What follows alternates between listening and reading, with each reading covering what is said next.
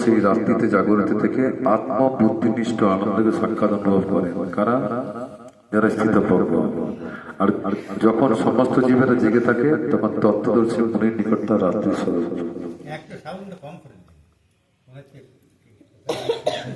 হরে কৃষ্ণ হরে কৃষ্ণ। গিরিগিরি অচল প্রতিষ্ঠাম সমুদ্রম আপোহ ভবিষ্যন্তি যতবাদ। পুরোপুরি ভাবে বলতে, ভালো করে বলতে হবে। আপূর্যমানম অচল প্রতিষ্ঠাম সমুদ্রম আপোহ ভবিষ্যন্তি যদ্বৎ তদ্বৎ কামা যম ভবিষ্যন্তি তদ্বৎ কামা যম ভবিষ্যন্তি। ভালো করে বলুন, আমার সাথে উচ্চারণ করতে পারছেন না? আচ্ছা আমার সাথে বলুন, আমার সাথে বলুন। যদ্বৎ সমুদ্র আপোহ ভবিষ্যন্তি যদ্বৎ তদ্বৎ কামহ যম ভবিষ্যন্তি সর্বে কামহ যম ভবিষ্যন্তি সর্বে সর্বে শান্তিম আপনতি ন কামকামী ন কামকামী আপূর্যমানম অচল প্রতিষ্ঠাম সমুদ্রম আপোহ ভবিষ্যন্তি যদ্বৎ তদ্বৎ কামহ যম ভবিষ্যন্তি সর্বে শান্তিম আপনতি ন কামকামী আপূর্যমানম অচল প্রতিষ্ঠাম সমুদ্রম আপোহ ভবিষ্যন্তি যদ্বৎ তদ্বৎ কামহ যম ভবিষ্যন্তি সর্বে শান্তিম আপনতি ন কামকামী।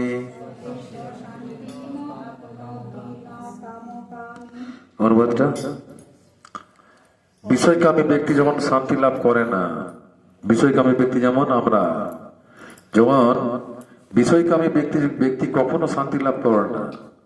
কখনো শান্তি লাভ করে না, কারণ তারা বিষয়ের প্রতি বেশি আকৃষ্ট, বিষয়ের প্রতি তারা সব সময় আসক্ত হয়ে আছে। তাই তারা কি হয়, বিষয়ের প্রতি আসক্ত হওয়ার ফলে তাদের কামনাটা কমে না। কামনা যত আসক্ত হবে তত তার আসক্তিটা আরো বেশি বাড়বে। আজ একতলা করেছি তো মনে হচ্ছে দিদি দোতলা করলে ভালো হতো, ছেলেটা সুখে থাকতো। মনে হবে যদি দোতলাটা করেছেন, এদিকে একটা রুম যদি বাড়ানো যেত তাহলে ছেলেটা বসে পরে একটু দেখতে পেত স্কোর কারখানাটা। হ্যাঁ, এটা মনে কামনা বাড়বে আমাদের, এইগুলো আমাদের ক্রমশ বেড়ে বেড়ে যাবে। একটা 4 চাকা কিনে যেত, 4 চাকাটাতে এটা ইয়ে পেতাম।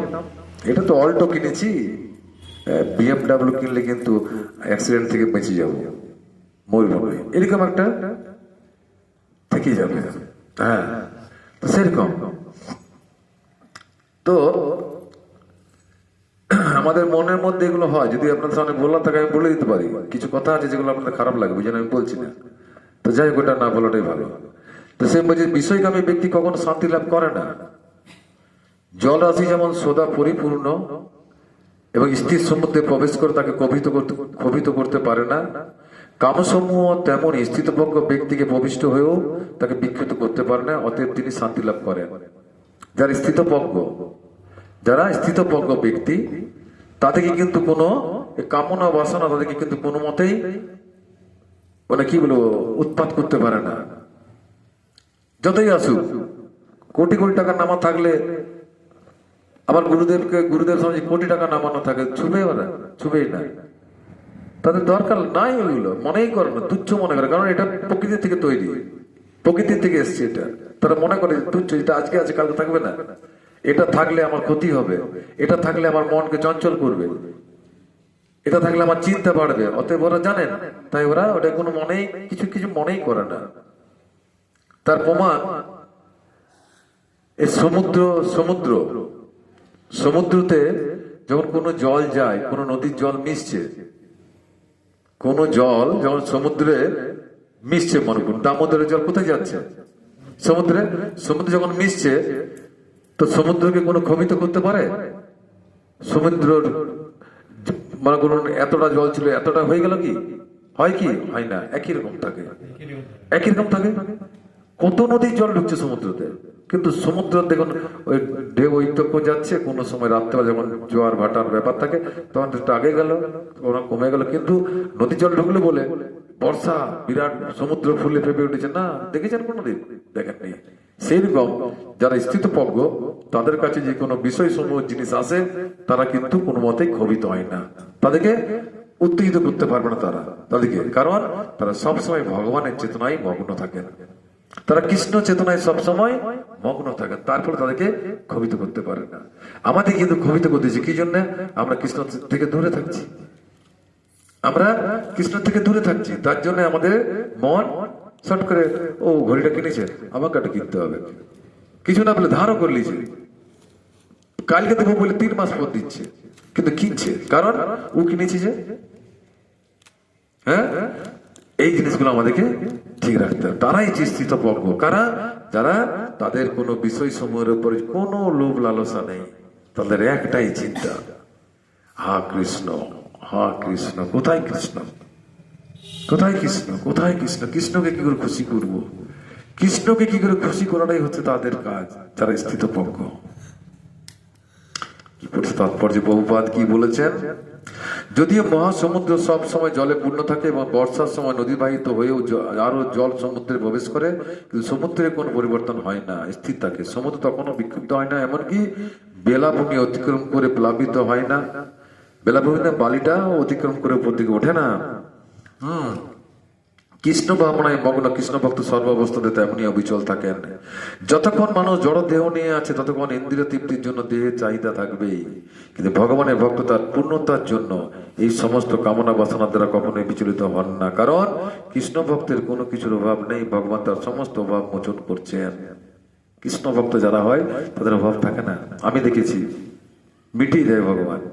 আমার দরকার মেটাবে, তার প্রমাণ আমি রিসেন্ট বলছি। আমার স্ত্রীর তো সিরিয়াস আছে, রিসেন্ট একটা প্রবলেম হচ্ছে পায়ে, পুরো মানে সে ভাড়সিরা বলে না, ভাড়সিরা মতন হয়েছে, ভাড়সিরা মতন হওয়াতে ওটা অফ কর।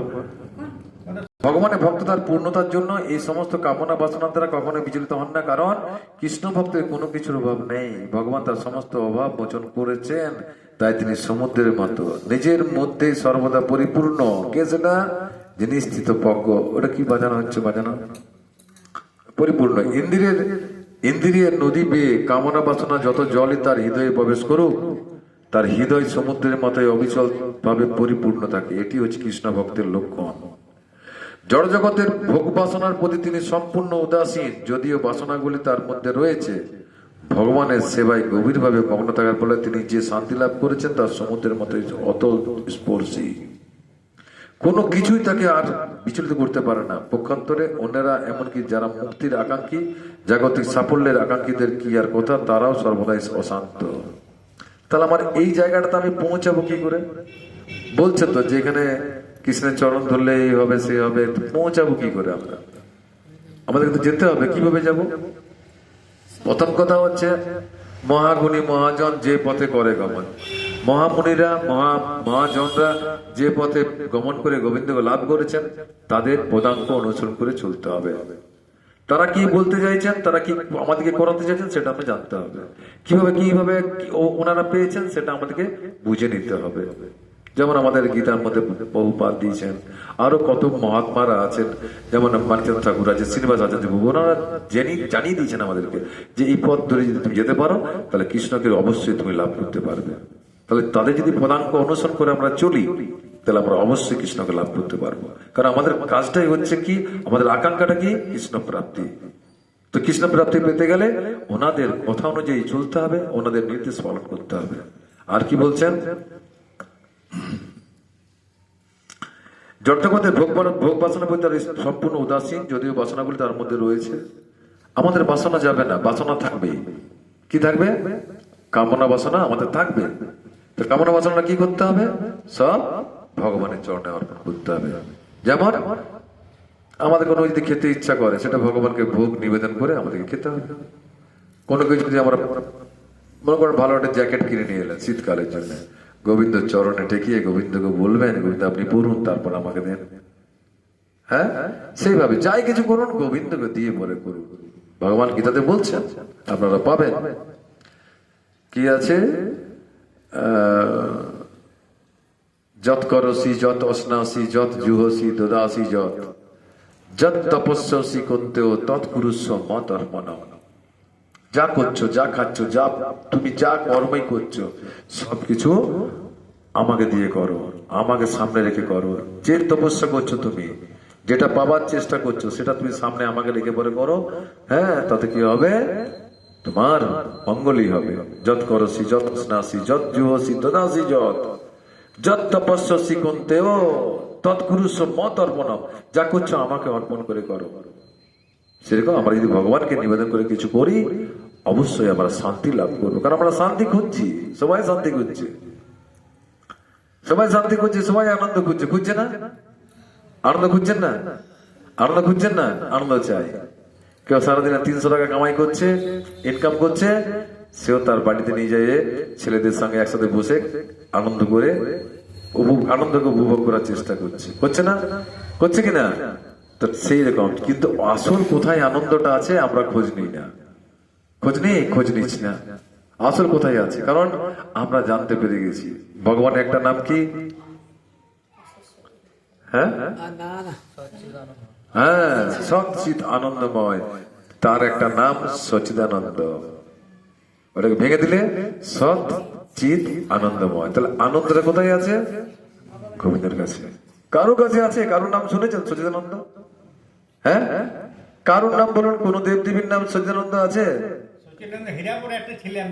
ছেলের নাম থাকতে পারে, ছেলের কেন নাতির, আপনার নাতির নাম রাখতে পারেন আপনি, কিন্তু আপনি কোন দেবদেবীর নাম দেখাতে পারবেন যে তার নাম সচ্চিদানন্দ? না, কারণ উনি হচ্ছেন সচ্চিৎ আনন্দময়। ওনার কাছে আনন্দটা আছে। চিৎ মানে কি? হ্যাঁ, চিৎ সৎ, সৎ মানে তো সৎ। চিৎ মানে,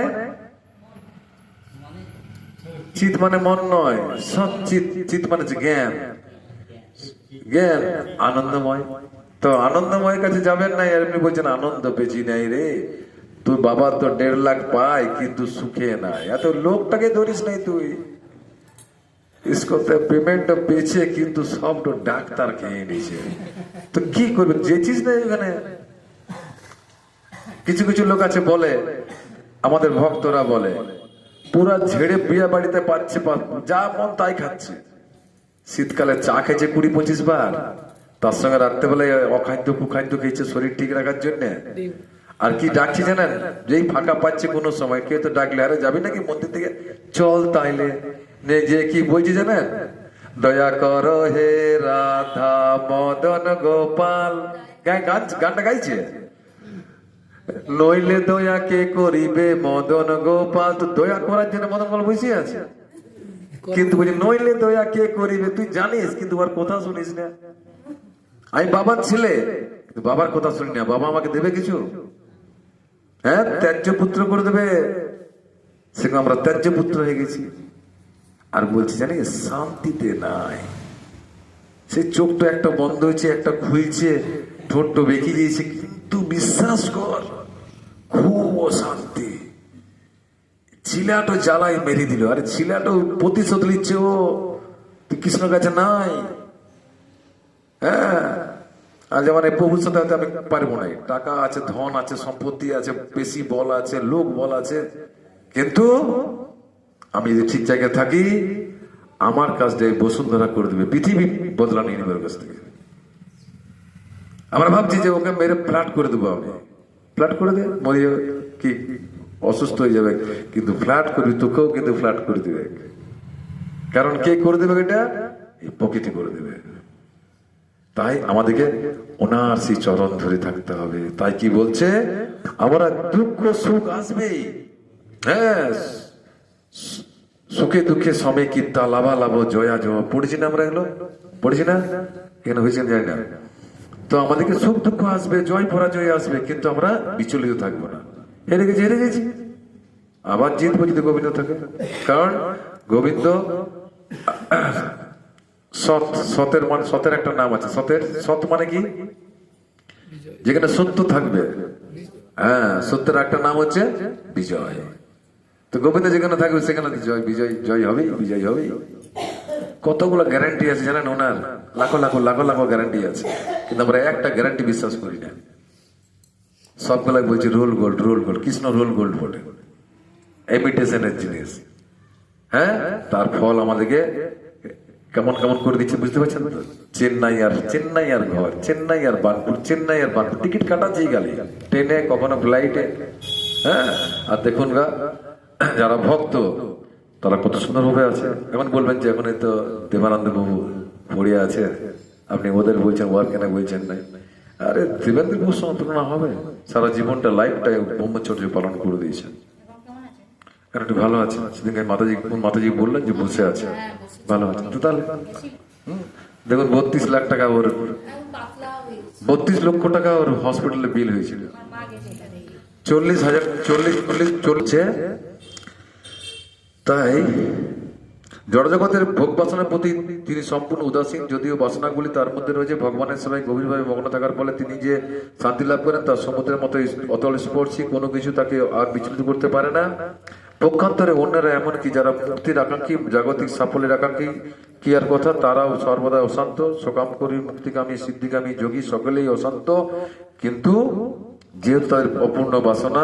কিন্তু কৃষ্ণ ভক্ত ভগবানের সেবায় সর্বদাভাবে পরম শান্তি লাভ করে থাকেন, তার কোনো বাসনাই অপূর্ণ থাকে না। বাস্তবিকভাবে তিনি এমনকি জড়জগতে তথাকথিত বন্ধন থেকে মুক্তির কামনাও করেন না। কৃষ্ণ ভক্তদের মধ্যে কোনো জড় কামনা থাকে না, তাই তারা সম্পূর্ণভাবে শান্ত। কৃষ্ণ ভক্তরা কেন শান্ত বলুন তো? দেখুন বাংলাদেশে কত কি চলছে। হ্যাঁ, ইসকনের প্রভুকে মেরে দিচ্ছে, তবু বলছে ঠিক আছে মেরেছি ভাই, আর মারামারি করিস না। কিন্তু ওরা বলছে একদম উঠিয়ে দেবো এখান থেকে। তাই হবে? কত শান্ত তারা, কারণ তাদের জড় কামনা বাসনা নাই। তাদের জড় কামনা বাসনা নাই। তারা চায় না লোক অন্যের ক্ষতি হোক, তারা চায় অন্যের মঙ্গল হোক। না তো একটা মুসলিম কান্ট্রিতে যে পরে ওইভাবে কৃষ্ণ ভক্তি প্রচার করছেন, মামুলি ব্যাপার নয়। আমরা ঘরে যদি হরে কৃষ্ণ মহামন্ত্র ডেলি 3 বার 4 বার করেন, ঘর থেকে আপনাকে বাবা মা বলবে চলে যা বাইরে করগা, বুঝলি নাই? সবসময় কালী হরে কৃষ্ণ করে গেছিস, বুঝলি দিবেন। আর ওখানে দিন রাত ধরুন একটা মুসলিম পাড়াতে কীর্তন করছে, ইয়ার কি নয়? ওইটার খবর নাই।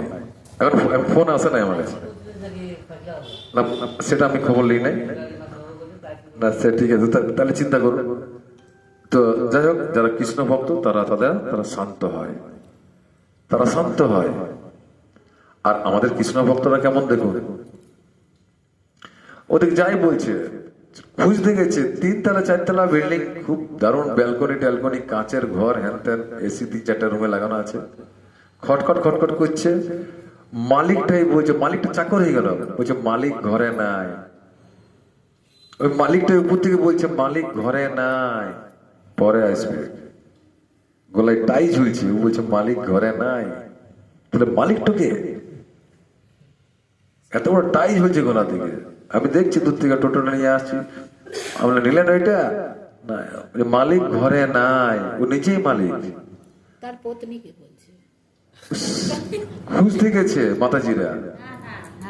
দিবার ভয়ে বলছে কেউ না, আমরা কতদিন বলছি আপনারা তো রয়েছেন, আপনারা তো দিতে পারেন। বলছে না আমি মালিক লই। চিন্তা করুন, 40 বছর কাজ করলো, গরুর মতন কাজ করলো, কাজ করে পরে কি অবস্থা তার? হ্যাঁ, বউর আন্ডারে চলে গেছে। তবে মহিলাদের ডেঞ্জারাস ব্যাপার বটে বাবা। আজ বিয়ে হয়ে যাবে, কালকে থেকে বলে দেবে আমার ঘর বটে। আজ বিয়ে, কাল থেকে বলবে আমার ঘর, আলমারিটা আমার বটে, বলবে না? তো তাই যাই হোক, আমাদের এরকম করে লাভ নাই। সবই হচ্ছে কৃষ্ণের। কার বটে? একবারও জোর করে বলতে পারবেন বুকে হাত দিয়ে কৃষ্ণের বটে ঘরটা? তবেই হবে। বলতে পারবেন কেউ? হ্যাঁ, আমার ঘর। আমার বাবা টাকাটা দিয়েছিল বলে উপরটা করিয়েছো তুমি, ঝগড়াই। হ্যাঁ, নাই, তবে দেখো মাতাজি বলছে। আচ্ছা যাই হোক, এই শ্লোকটা করে নি। টাইম কত হলো দেখো, টাইম 5:16 না, সমস্ত বিহায় কামানো য সর্বানো পুমানো চরতি নিষ্প্রিয় নির্মম নিরহংকার শান্তিমে অধিগচ্ছতি। যে ব্যক্তি সমস্ত কামনা বাসনা পরিত্যাগ করে জড় বিষয়ের প্রতি নিষ্প্রিয় নিরহংকার মমত্ববোধ রহিত হয়ে বিচরণ করেন, তিনি প্রকৃত শান্তি লাভ করেন। তাহলে শান্তি চাইছেন কি? একই না, একই না? সত্যি তো শান্তি চাই, এমনি হতে হবে। কিভাবে হতে হবে? নিষ্কাম হওয়ার অর্থ হচ্ছে নিজের ইন্দ্রিয় তৃপ্তির জন্য কোনো কিছু কামনা না করা। নিজে খুশি থাকবো, নিজে এটা করবো সেটা করবো, খুশি থাকা, সেটা করা চলবে না। কৃষ্ণের ইন্দ্রিয়টা যাতে খুশি হয় সেই চেষ্টা করতে হবে আমাকে। পক্ষান্তরে ভগবান শ্রীকৃষ্ণকে সেবা করার কামনাই হচ্ছে নিষ্কামনা। কৃষ্ণের সেবা যদি আমরা করতে পারি সেটা হচ্ছে নিষ্কাম। যে মন্দির মনে করুন, নতুন মন্দিরটা, এই মন্দিরটা মনে করুন ধুচ্ছেন, তো মন্দির ধোয়ার জন্য আপনি পয়সা নেন কি?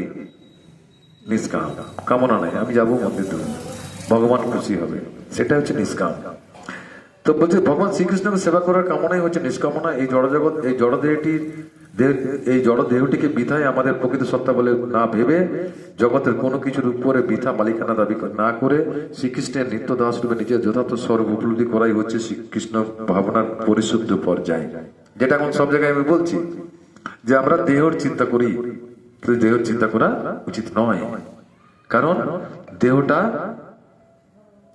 দেহটা নিশ্চয়তা নেই, দেহটা হচ্ছে অনিত্য, আর ভেতরে যিনি আছেন তিনি হচ্ছে নিত্য। তো সেই দিকে প্রমাণ যে আমরা দেহের জন্য সর্বদা চিন্তা করছি, কি খাবো, কি পরবো। একটা 82-84 বছর লোক, দাঁত টাঁত নাই, বলছে বাবা 2 পিস খেলাম, বাবা খাও, বাবা বাবা 2 পিস খাও, বাবা তুমি কত দিন খাও না, আরে মরবে গো। বলছে খাও বাবা 2 পিস। ছুটি ছিল বলছি বাবা তোমার জন্য চারা পোড়া নিয়ে এসো, কত দিন কত ভালোবাসতে বাবা। আমি বলছি মরিয়ে যাবে লোকটারে, ওগুলো কি খাওয়াবি তুই, মোটাবে কি আরো 16 বছর হবে? হ্যাঁ, বলছি বাবা খাও বাবা। হ্যাঁ, ডাক্তার গুলাকে বলেই দিচ্ছে একটু যদি এগুলো নিয়ে আসেন, মাগুর নিয়ে আসুন, মাগুর 300 টাকা কিলো। আমি বলি বাবা রে কি হবে রে রে বাবা। তো বলছে এই জড় দেহটিকে বৃথায় আমাদের প্রকৃত সত্তা বলে মনে করি আমরা, যে আমার দেহটি সব না। দেহটি দুর্গন্ধে ভর্তি, আমি অনেক জায়গায় বলছি, এখন দুর্গন্ধে ভর্তি শরীরটা আমাদের, খালি চামড়াটা লেগে আছে বলে দেখতে পাচ্ছি না। তার প্রমাণ এরা জানে, এখন বলতে ধরে তার প্রমাণটা কি? চান করলে তো ময়লা থাকলে গন্ধ উঠলো, কিন্তু আছে প্রমাণ আমাদের সামনে সবারই। কিরকম? পটি পটি পটি কত দুর্গন্ধময়। কারণ কি কারণে? একজন ব্যক্তি বেরিয়ে যাচ্ছে আর পটি থেকে থু করছে, তো পটি উত্তর দিচ্ছে তুই থু কেন করলি আমাকে? বলছি খুব দুর্গন্ধ, তোর শরীরটা দুর্গন্ধ, তোর শরীরটা খারাপ, তার জন্য আমাকে দুর্গন্ধ লাগছে। বলছি কি করে আমার শরীরটা খারাপ? তুই যেগুলা খেয়েছিস সেগুলা দুর্গন্ধ ছিল, ঘি খেয়েছিস, মাখন খেয়েছিস, দুর্গন্ধ ছিল, বাটার খেয়েছিস, চিলি পনির খেয়েছিস, গন্ধ ছিল এগুলো, কত সুগন্ধ জিনিস, কিন্তু তোর শরীরটা ঢুকেছি বলে আজকে আমি দুর্গন্ধ হয়ে গেছি। তো কে খারাপ, তুই খারাপ না আমি খারাপ? গোবিন্দভোগ চাল খেয়েছিস, কত সুন্দর গন্ধ, কিন্তু যখনই এটা আউটলেট হয়ে গেছে তখন দুর্গন্ধ। তাহলে খারাপটা কে? আর ওই শরীরটার জন্য মরবো আমরা, শরীরটার জন্য চিন্তা করতে হবে,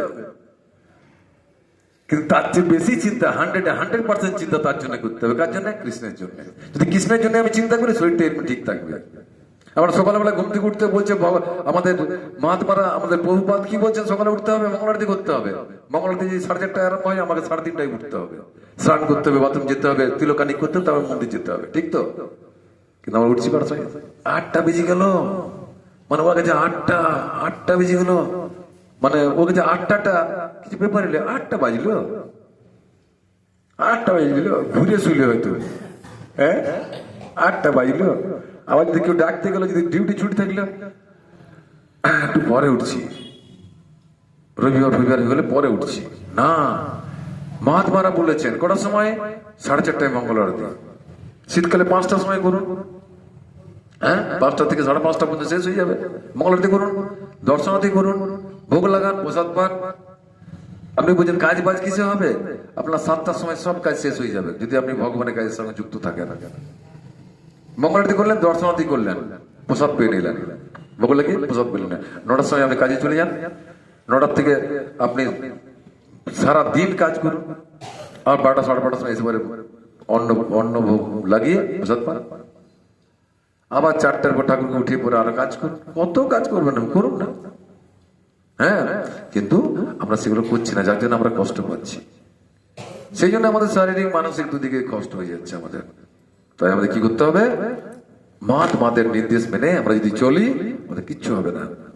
তাই বলছে শ্রীকৃষ্ণের নিত্যদাস রূপে নিজের যথার্থ স্বরূপ উপলব্ধি করাটাই হচ্ছে কৃষ্ণ ভাবনার পরিশুদ্ধ পর্যায়। এই পরিশুদ্ধ পর্যায়ে যে উন্নীত হতে পারে, সে বুঝতে পারে যেহেতু শ্রীকৃষ্ণ হচ্ছেন সবকিছুর অধীশ্বর, তাই তাকে সন্তুষ্ট করবার জন্য সবকিছু তার সেবায় উৎসর্গ করা উচিত। কি করা উচিত? তার সেবাতে সবকিছু আমরা উৎসর্গ করব। কুরুক্ষেত্র যুদ্ধের প্রারম্ভে অর্জুন নিজের ইন্দ্রিয় সুখ ভোগ করার উদ্দেশ্যে যুদ্ধ করতে নারাজ হয়েছিলেন। অর্জুন যে যুদ্ধ করবো না বলছিল, কারণ কি বলেছে অনেকবার, মায়েরা বলুন। অর্জুন বলছে যুদ্ধ করবো না আমি, নিজের মায়া ছিল। আচ্ছা, আর মায়েরা আর কে বলবেন? নিজে গুরুদেব ছিল। কার? অর্জুন গুরুদেব ছিল, হ্যাঁ শিক্ষা গুরু ছিল। আর এটাই না, আমার বিজয় কে বলবেন না? হ্যাঁ আমি যেদিকে মেরে পরে রাজা হব, গ্রামে মনে কর লোক নাই, তুমি আর আমি আর 5টা ভাই রইলাম, আমাকে কে বলবে রাজা মহারাজা? ইন্দ্র সুখ হবে নাই, আমাকে রাজা বলে কে ডাকবে? সবাই তো ফিনিশ হয়ে যাবে, একদম ফটো বেরিয়ে যাবে, ঘরে ক্যালেন্ডার হয়ে যাবে। তাহলে কি হবে? ইন্দ্র সুখ। কি যখন ভগবানের কাছ থেকে জ্ঞানটা পেয়ে গেলেন, তখন বলছে তুমি বলো না কাকে মারতে হবে, বলো ওটার করো খালি, তারপর আমি দেখে নিচ্ছি। খালি বললো কাকে বলো, খালি ওটারটা খালি করো। কৃষ্ণ আরো চালাক, কৃষ্ণ কত চালাক কি স্বয়ং ভগবান। কৃষ্ণ বলছে অর্জুন তুমি রেডি? বলছে হ্যাঁ রেডি, আপনি খালি ওটারটা করুন। বলছে ভীষ্ম পিতামহকে পারো আগে, চেকটা কম করছে ভগবানের চেকটা দেখো কত টাইট চেকিং। বলছে মারবার আছে তো তুমি মারো প্রথমে ভীষ্মকে ঠিক আছে চালাচ্ছে, কিন্তু পাচ্ছে না। বিশ্বকে ছাড়ার আগে বিশ্ব থেকে যেগুলো আসছে সেগুলো ট্যাকেল করতে পারছে না। অর্জুনের কান ফান ছেনা ফেনা করে দিচ্ছে। তীরটা চালাবে তবে তো, তীরটা বার করতেই পারছে না, ওই তীরটাকে উড়াই দিচ্ছে বিশ্ব পিতামহ। এত পাওয়ার। হ্যাঁ, তাই আমাদেরকে তাদের পদাঙ্ক অনুসরণ করে চলতে হবে। কি বলছে? কিন্তু ভগবানের কৃপার বলে তিনি যখন পরিপূর্ণভাবে কৃষ্ণ ভগবানময় হলেন, তখন ভগবানের ইচ্ছা অনুসারে তিনি যুদ্ধ করতে প্রস্তুত হলেন। কার ইচ্ছা অনুসারে যুদ্ধ করতে প্রস্তুত হলেন বলুন? এটা পড়লাম এখনই। ভগবানের। ভগবান কে ছিল অর্জুনের? সখা। আর কি ছিল? প্রথমে সখা, তারপরে গীতা পড়েন না আপনারা? তারপরে কি ছিল বলো?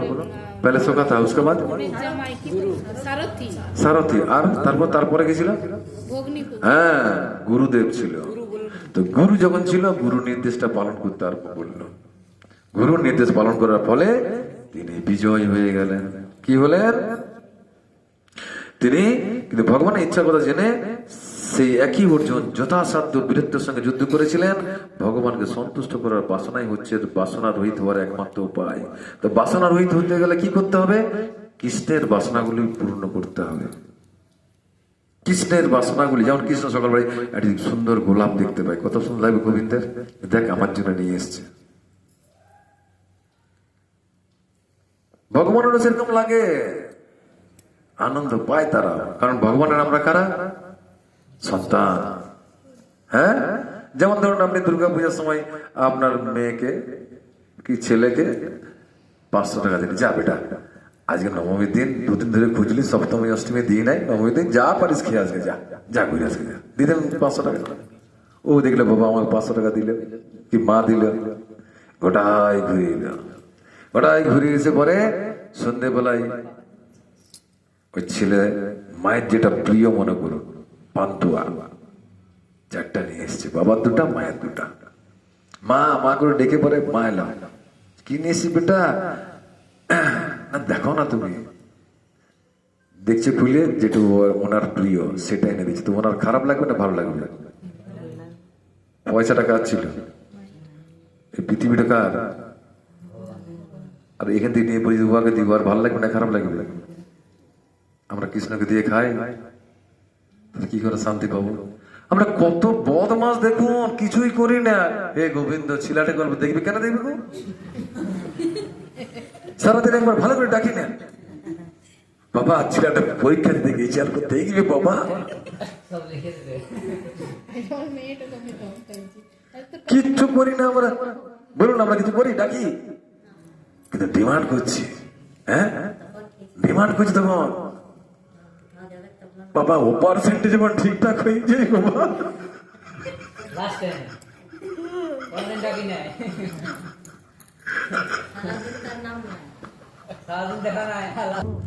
বুঝতে হবে না, এমনি দিবে গো, এমনি দিবে। কারণ ভগবানের আরেকটা নাম হচ্ছে অন্তর্যামী, ভগবানের আরেকটা নাম আছে ভাবগ্রাহী জনার্দন। ভগবান ভাবটা জানে, ভাবটা দেখে। হ্যাঁ উনি অন্তর্যামী, উনি আমার কি দরকার। ভগবান বলছেন, গীতাতেই বলছেন, ভুলে যাই গো, যদি কেউ আমার সর্বদা চিন্তা করে, তার আমি যোগ এবং ক্ষেম দুটোই আমি বহন করি। অনন্য চিন্তয়ন্ত মাম যে জন পর্য উপাসতে তেসাম নিত্যাভিযুক্তা নাম যোগ ক্ষেমম বহামিয়ম। অনন্য চিন্তয়ন্ত মাম, অনন্য মানে ন অন্য ইতি অনন্য, অনন্য মানে অন্য কোনো চিন্তা নাই, খালি আমার চিন্তা যে করে। অনন্য চিন্তয়ন্ত মাম, যারা সবসময় আমার চিন্তা করছে। অনন্য চিন্তয়ন্ত মাম যে যারা পর্য উপাসতে, যে সবসময় আমার জন্য চিন্তা করছেন। তেসাম তার, নিত্যা তে তেসাম সে নিত্যাভিযুক্ত না, সে সবসময় যুক্ত আমার সাথে। অনন্য চিন্তয়ন্ত মাম যে জনা পর্য উপাসতে তেসাম নিত্যাভিযুক্ত নাম, তার সাথে আমি নিত্য যুক্ত। তেসাম নিত্যাভিযুক্ত নাম যোগ ক্ষেমম বহামি অহম। কি করি? তার আমি যোগ এবং ক্ষেম দুটোই বহন করি। যেটা আছে সেটা সংরক্ষণ করে রাখি। তাহলে ঘর পাহারা দেয় না। আপনার যে ভক্তিটা যতটা গেছে, যাতে ভক্তিটা কমে না যায় সেই ব্যবস্থা, আর যাতে ভক্তিটা বাড়ে তার ব্যবস্থা করে। এই নয় যে ঘরে কৃষ্ণ আছে বলে ঘরে টাকা পয়সা আসবে, সব লয়। টাকা পয়সা শেষ করে দিবে যাতে ওনার কাছে আপনি যেতে পারেন। বুঝতে পেরেছেন বাবু? আর কি বলছে শেষের দিকে এসছে এটা, জীব কখনো ইন্দ্রিয় অনুভূতি শূন্য অথবা বাসনা রহিত হতে পারে না। তবে ইন্দ্রিয় অনুভূতি ও কামনা বাসনার বন্ধন থেকে মুক্ত হওয়ার জন্য সে তাদের বৈশিষ্ট্য পরিবর্তন করে যথাযথভাবে প্রয়োগ করতে পারে। আমাদের কামনা বাসনা সারা জীবন থাকবে, মৃত্যুর দিন পর্যন্ত। হরে কৃষ্ণ। মৃত্যুর দিন পর্যন্ত আমাদের কামনা বাসনা থাকবে, ওটা যাবে না। কামনা বাসনা আমাদের থাকবে, কিন্তু সেটাকে কনভার্ট করতে হবে কোথায়? কৃষ্ণের চরণে। কৃষ্ণের চরণে ওটাকে কনভার্ট করতে হবে। যদি কৃষ্ণের চরণে কনভার্ট করতে পারি তবেই হলো কাজ। আর কি বলছে? হ্যাঁ রহিত হতে পারে না। তবে ইন্দ্রিয় অনুভূতি বা কামনা বাসনার বন্ধন থেকে মুক্ত হওয়ার জন্য সে তাদের বৈশিষ্ট্য পরিবর্তন করে যথাযথভাবে প্রয়োগ করতে পারে। জড়জাগতিক বাসনা শূন্য মানুষ অবশ্যই বোঝেন যে সবকিছু কৃষ্ণের, ঈশা ব্যাসম ইদম সর্বম। সেই জন্য তিনি কোনো কিছুর উপরেই মালিকানা দাবি করেন না। এই পারমার্থিক জ্ঞান আত্ম উপলব্ধির উপর প্রতিষ্ঠিত। অর্থাৎ তখন যথাযথভাবে বোঝা যায় যে চিন্ময় স্বরূপে প্রত্যেকটি জীব শ্রীকৃষ্ণের নিত্য অবিচ্ছেদ্য অংশ। তাই জীবের নিত্য স্থিতি কখনোই শ্রীকৃষ্ণের সমকক্ষ বা তার চেয়ে বড় নয়। কৃষ্ণ ভাবনামিত্রের এই সত্য উপলব্ধি করাই হচ্ছে প্রকৃত শান্তি লাভের মূল নীতি। প্রকৃত শান্তি কি? যারা ব্যাংকে চাকরি করছে মনে করুন, ভালো করে বুঝুন, ব্যাংকে যারা কাজ করছে, কেউ তো ক্যাশিয়ারে আছে, বান্ডিল বান্ডিল টাকা আছে, তাকে যদি শুধু দাদা এই বান্ডিল গুলো আপনার, বলবেন কি ওটা আপনার নিজের? বলবেন কেন? বলবেন না, ওর কাছে টাকা পাওয়া যেত। হ্যাঁ, ব্যাংকে তো সেরকম পৃথিবীতে যাই কিছু আছে আপনি আমি তৈরি করেছি, পৃথিবীটা আমি বানাইছি, তো কার বটে এটা? যে বানিয়েছে তার। কিন্তু আমি কি বলছি?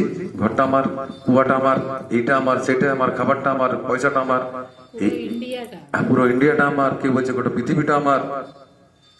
তার ফলেই আমরা তিনটে দুঃখ পাচ্ছি। কি কি তিনটে দুঃখ বলেছি? আদি দৈবিক, আদি ভৌতিক, আদি আধ্যাত্মিক। হ্যাঁ, তো এগুলো যাবে কিসে? যাবে কিসে? ভীমের দাদার নাম কি ছিল? ভীমের দাদার নাম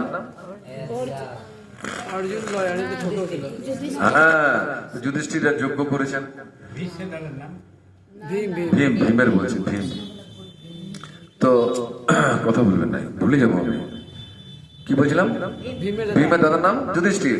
যুধিষ্ঠির যজ্ঞ করেছেন, যজ্ঞ আয়োজন করেছেন।